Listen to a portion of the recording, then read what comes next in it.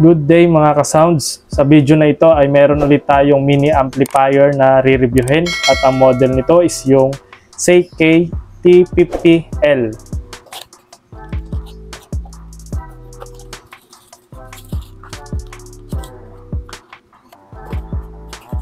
Ito naman yung kasama o inclusion ng ating package. So syempre nandito yung ating pinaka main board. Tapos mga screws at saka yung bolt. At saka spacer. Ito naman yung kanyang upper and lower plate. Product manual or yung kanyang product parameters. Tapos ito yung kanyang mga knobs para sa DC input sa power supply. At meron din siyang heatsink. At meron din siyang libreng screwdriver. Okay, tapos ka na nga po assemblein itong ating YS-T50L na amplifier. So sa assembly ay madali lang naman po ito. Para po sa first time mag-assemble ay may guide naman po silang ibinibigay. Ito yung assembly drawing nila. Pero sa akin ay madali na to kasi madami na akong amplifier na nabuo. Ang kaso nga lang, may mga minor issue akong na-encounter sa unit na to during assembly. So, kung makikita nyo itong front plate nito, ito ay nakahinang dito sa mismong main board. So, nangyari dyan, medyo tumabingi siya. Kaya ang ginawa kong solusyon, tinanggal ko yung hinang dito sa ilalim. Ayan, kung makikita nyo dito sa video. So, ni-remove ko para mag-fit itong mga fittings niya, itong mga spacer magkabila. Tapos yung pangalawang issue naman, during assembly na encounter ko din ito, meron siya kasamang heatsink, tapos itong pangkapit. So, ginupit ko na ito, malaki itong adhesive na to. So ngayon, fit naman siya pag suot dito sa kanyang board. Yan nga, oh, medyo may sabit pa. Kaya ngayon, kung ilalagay ko ito, nung nilagay ko yung kaputol nitong adhesive, hindi ko naman maisara itong upper plate na ito. So meron siyang gap dito, ang laki ng gap, lalong masamang tingnan. Kaya ang naiisip kong solusyon dito ay tatabasan na lang itong heatsink. So nagkaroon pa tayo ng konting trabaho. So ngayon naman ay tinesting ko to sa audio, ay okay naman siya. Yun nga lang ang na-encounter kong issue dito. So hindi ko alam kung common na ba to sa amplifier na ganito o nagkataon lang dito sa unit na na-receive ko.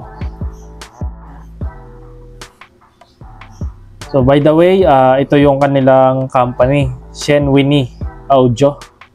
Design naman ay okay naman siya. Sa specs, okay din. Ito, meron siyang audio input para sa mga all device. USB input. So okay din to. Kung gusto nyo na tuloy-tuloy yung kanta nyo. Tapos, audio output. Itong nagustuhan ko dito, may audio output. So, pwede ka dito mag-connect ng ibang amplifier. Tapos ito, left and right connection ng ating speaker. Tapos yung kanyang DC o yung power handling niya is 12 up to 24 volts. Dito naman sa front, nandito yung kanyang treble control, bass control. Tapos ito kanyang volume control. So, yung volume control niya is 360 degree. So wala po siyang stop sa pag-ikot yan. So makikita nyo na lang sa cellphone yung volume bar niya na nag-up and down. Tapos pag single press, pause. Tapos double press, change ng track. Tapos long press naman para sa turn off. Dito rin sa ilalim ng plate ay naka-indicate dito yung kanyang mga specification. So yan, Bluetooth 5.1. Tapos yan, meron po siyang 50 watts power times 2. Tapos yung kanyang speaker handling ay 10 up to 100 watts. Tapos ito ay 4 hanggang 8 ohms siguro yung kanyang kayang i-handle dito. At ayun, meron niya din palang application itong si YST50L. Bali, ang gagawin lang natin ay i-scanin natin itong kanilang QR code na kasama dito sa manual. Tapos ay open lang natin itong link. At ayan po, lumabas po siya. Bali, ang gagawin ko na lang dito ay install na lang natin. Yan, nasa 19 MB lang naman siya. So yan, download na natin yung APK. Ito guys, yung interface ng application nila. Bale, na-install ko na siya. Hindi pa nga lang to nakakonect. So tatry din natin to mamaya. As expected ay mayroon siya mga equalizer. Tapos meron din siyang user. So sa user, pwede tayo mag-adjust ng mga band niya. So meron din ditong rock. Tapos yung popular, classic, jazz at saka yung country. So, parang naging digital lang naman itong ating amplifier. Okay guys, bali na i-set up ko na ito ating amplifier. Kung gusto nyo naman to gamitin sa mga motorcycle nyo ay pwede kasi 12 volts power siya. At ngayon naman ang gagamitin kong adapter ay 12 volts 5 amps para ma-sound check natin tong amplifier na ito. Meron siya ditong light indicator na kulay blue once na may power na siya. Dito naman sa Bluetooth ay meron siyang dalawa, YS audio.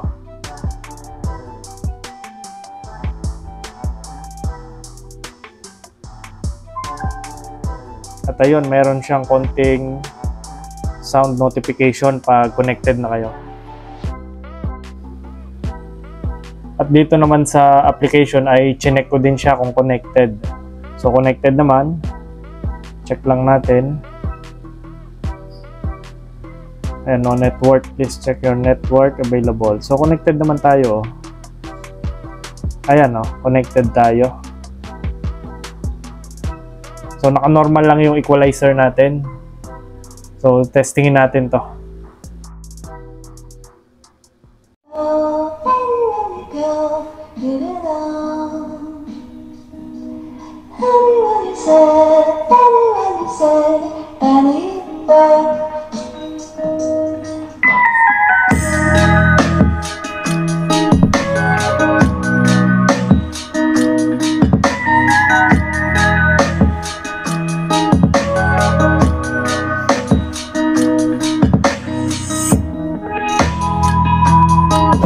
So far, okay naman.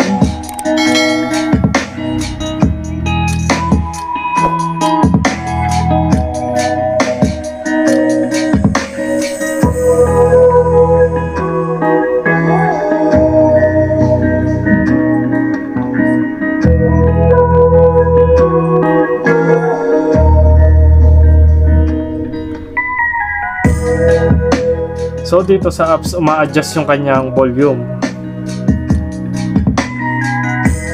So ito, papakita ko sa inyo. Focus lang natin. Ayan, uma-adjust yung kanyang main volume. So minsan itong pointer na to nakakalito din eh. Parang useless din. Tapos itong treble, hindi uma-adjust. Tsaka itong bass hindi rin uma-adjust dito sa apps. So talagang itong main volume lang yung ma-adjust.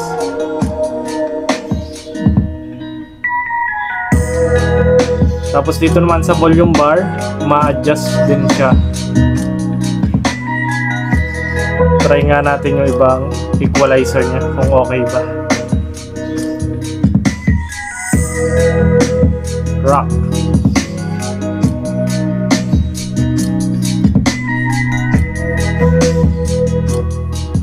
Yan, popular.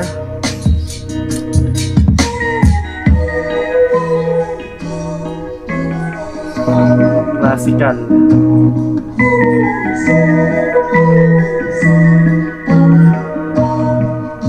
Jazz. Change track. Country.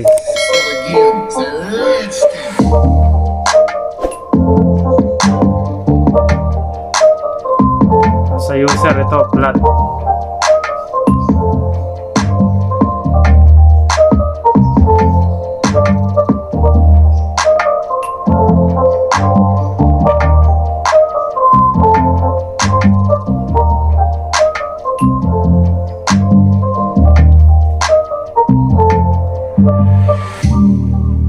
So far, okay naman tong apps nila.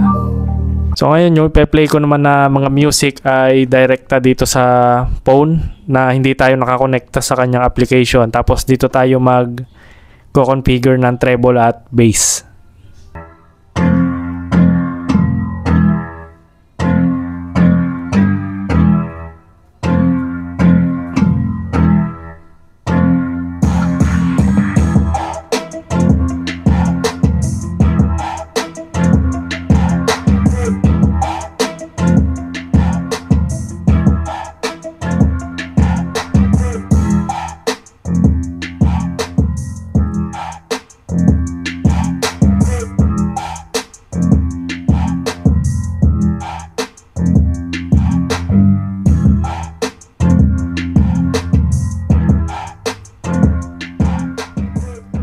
So far, okay yung kanyang bass, pero yung treble, parang hindi ko masyado maramdaman kahit itodo na natin yung knob niya. Parang hindi masyado maganda yung treble lang amplifier na to. Pero sa bass, malakas siya.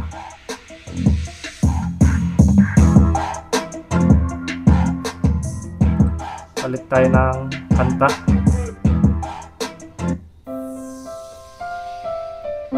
Ito, medyo mataas na yung highs nito. Baba natin yung treble. Ay, yung bass pala, yung binaba natin. Tapos yung treble, binus natin.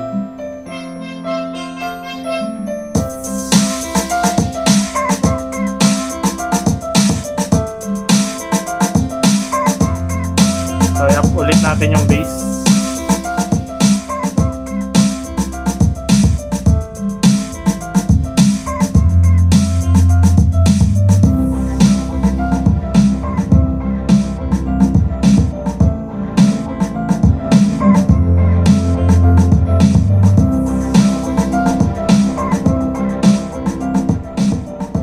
So malakas naman, so far malakas to kasi yung dinadrive nito is dalawang 20 watts pa lang.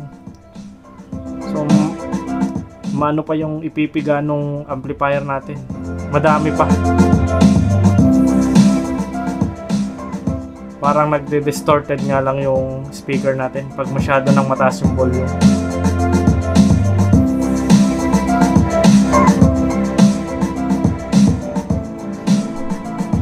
Try natin ibang kanta. So ito, kanta ni Nipex.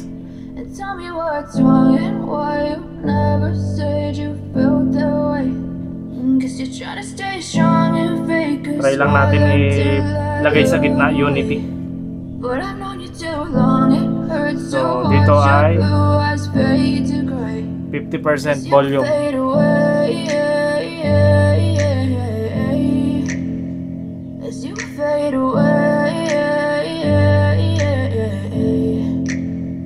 Yeah, I'm about to fade away, cause every time I wake up I feel like it's Monday. Something's going wrong with all the chemicals up in my brain. All of a sudden I don't look at anything the same way. Gotta build up of my thoughts sitting in an ashtray. I'm sorry that I'm so inconvenient, okay. Just let me be me and I'll stay out of your way. I can see the way you look at me, I'm such a disgrace. I never really asked to be brought into this place. You wanna love me? Well then baby I have a taste. All the highs and the lows, no you'll never be the same. I don't really wanna hurt you but I can't control the pain. If you're sticking by my side, maybe we could be okay. Okay, okay, maybe you could be the change I need today. I promise that I've never felt this way. I really hope that you will choose to stay through all the pain. I know you told your friend you're So up natin ang volume.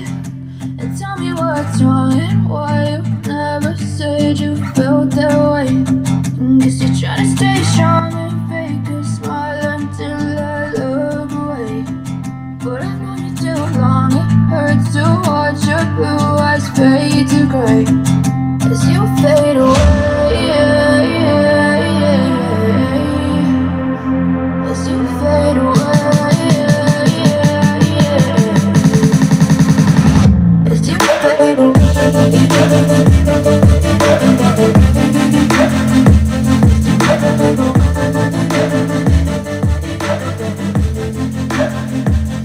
Okay, Shen Winnie Audio YST50L.